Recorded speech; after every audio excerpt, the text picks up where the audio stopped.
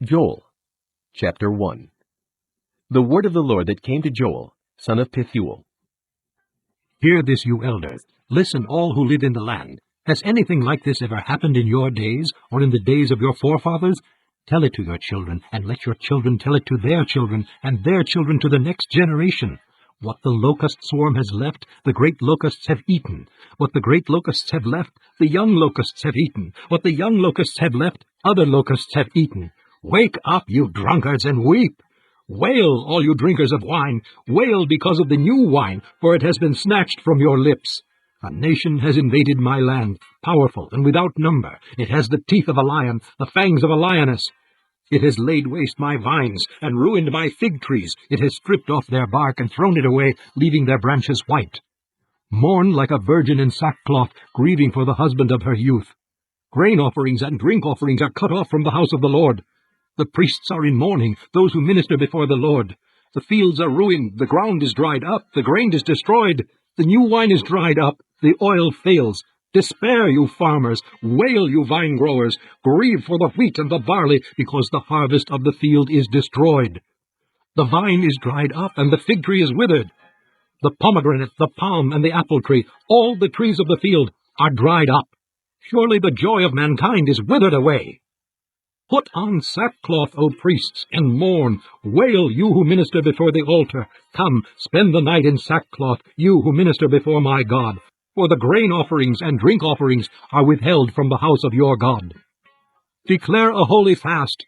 Call a sacred assembly. Summon the elders and all who live in the land to the house of the Lord your God, and cry out to the Lord. Alas for that day, for the day of the Lord is near. It will come like destruction from the Almighty. Has not the food been cut off before our very eyes, joy and gladness from the house of our God? The seeds are shriveled beneath the clods. The storehouses are in ruins, the granaries have been broken down, for the grain has dried up. How the cattle moan, the herds mill about, because they have no pasture, even the flocks of sheep are suffering. To you, O Lord, I call, for fire has devoured the open pastures, and flames have burned up all the trees of the field. Even the wild animals pant for you. The streams of water have dried up, and fire has devoured the open pastures. Chapter 2. Blow the trumpet in Zion, sound the alarm on my holy hill. Let all who live in the land tremble, for the day of the Lord is coming. It is close at hand. A day of darkness and gloom, a day of clouds and blackness. Like dawn spreading across the mountains, a large and mighty army comes, such as never was of old, nor ever will be in ages to come. Before them fire devours, behind them a flame blazes. Before them the land is like the Garden of Eden, behind them a desert waste. Nothing escapes them. They have the appearance of horses, they gallop along like cavalry. With a noise like that of chariots they leap over the mountaintops, like a crackling fire consuming stubble, like a mighty army drawn up for battle.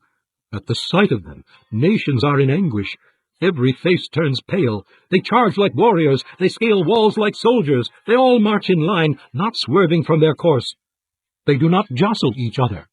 Each marches straight ahead. They plunge through defenses without breaking ranks. They rush upon the city. They run along the wall. They climb into the houses like thieves. They enter through the windows. Before them the earth shakes. The sky trembles. The sun and moon are darkened, and the stars no longer shine. The Lord thunders at the head of his army. His forces are beyond number, and mighty are those who obey his command. The day of the Lord is great. It is dreadful. Who can endure it? Even now, declares the Lord, return to me with all your heart, with fasting and weeping and mourning. Rend your heart and not your garments. Return to the Lord your God, for he is gracious and compassionate, slow to anger and abounding in love, and he relents from sending calamity. Who knows? He may turn and have pity, and leave behind a blessing, grain offerings and drink offerings for the Lord your God. Blow the trumpet in Zion, declare a holy fast, call a sacred assembly, gather the people, consecrate the assembly, bring together the elders, gather the children, those nursing at the breast. Let the bridegroom leave his room, and the bride her chamber. Let the priests who minister before the Lord weep between the temple porch and the altar. Let them say, Spare your people, O Lord. Do not make your inheritance an object of scorn, a byword among the nations. Why should they say among the peoples, Where is their God? Then the Lord will be jealous for his land and take pity on his people.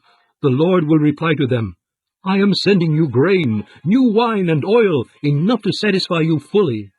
Never again will I make you an object of scorn to the nations. I will drive the northern army far from you, pushing it into a parched and barren land, with its front columns going into the eastern sea, and those in the rear into the western sea, and its stench will go up, its smell will rise.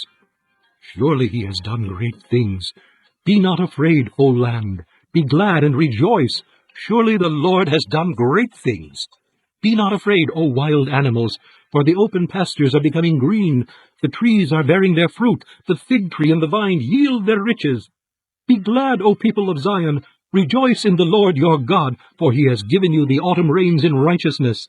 He sends you abundant showers, both autumn and spring rains, as before. The threshing floors will be filled with grain. The vats will overflow with new wine and oil. I will repay you for the years the locusts have eaten, the great locust and the young locust, the other locusts and the locust swarm, my great army that I sent among you. You will have plenty to eat until you are full, and you will praise the name of the Lord your God, who has worked wonders for you. Never again will my people be shamed. Then you will know that I am in Israel, that I am the Lord your God, and that there is no other. Never again will my people be shamed.